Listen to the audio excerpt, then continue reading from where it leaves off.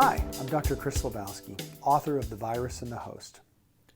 If you've been paying attention recently, you may have seen in the news that different leaders around the world are advocating for humans to change their primary protein sources. That is to say, to move away from large-scale beef operations and other forms of large animals in order to decrease water consumption and use less resources per calorie of protein.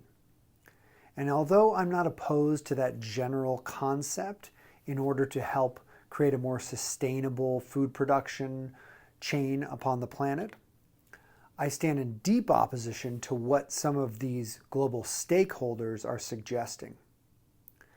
People like the European Parliament, the World Economic Forum, and leaders in the United States are making the suggestion that perhaps instead of beef and other animals, we should eat bugs.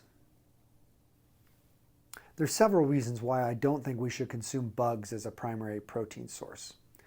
Not the least of which is that the exoskeleton of many bugs contains large amounts of a substance called chitin. Chitin, in a 2009 study out of Singapore, was shown to be allergic and inflammatory to humans that consumed it. So were we to eat large amounts of that, we would be more inflamed and more allergic than we already are. The second reason is that in a very recent study, 300 different insect farms were visited and tested. And in those insect farms, they found that 80% of them, the insects contained parasites. And 30% of those contained parasites that were harmful to human health. So if we start to eat bugs, we're going to consume more parasites than we have before. The third reason I don't think we should eat bugs is that traditionally bugs have been crushed up and used for their red color in things like foods and candies and dyes.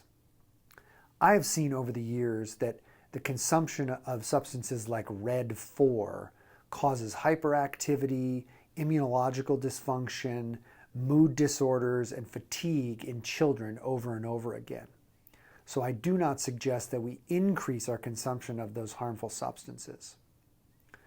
I talk about inflammation, parasites, and food toxins in depth in my book, The Virus and the Host. I suggest if you're interested, you purchase it on Amazon, Chelsea Green, or bookstore.org to learn more about these subjects. And when it comes up for a vote or people are asking you if you think you should eat bugs for a more sustainable planet, I think the answer is clear. It should be no. Thank you so much for listening. Good luck and good health.